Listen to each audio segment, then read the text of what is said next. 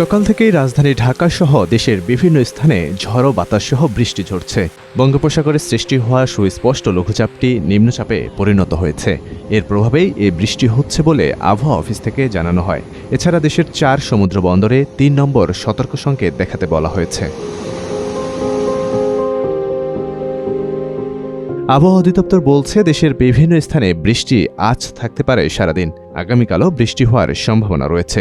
সাগরের সৃষ্টি হওয়া নিম্নচাপের প্রভাবে চট্টগ্রাম, খুলনা, বরিশাল ও সিলেট বিভাগের কিছু কিছু স্থানে ভারী থেকে অতি ভারী বৃষ্টি হতে পারে। কোনো স্থানে 88 মিলিমিটারের বেশি বৃষ্টি হলে তাকে অতি ভারী বৃষ্টি বলা হয়। অতি ভারী বৃষ্টির কারণে চট্টগ্রাম, রাঙ্গামাটি, বান্দরবান ও কক্সবাজার জেলার পাহাড়ি অঞ্চলগুলোয় পাহাড় ধসের আশঙ্কার কথা বলা হয়েছে আবহাওয়া বার্তায়।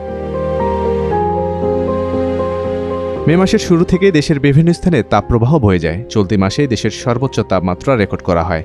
তবে মাসের অর্ধেক সময়ের পর থেকেই থেমে থেমে বৃষ্টি হতে শুরু করে। মাসের শেষ সপ্তাহে এসে বৃষ্টির প্রবণতা বাড়তে থাকে।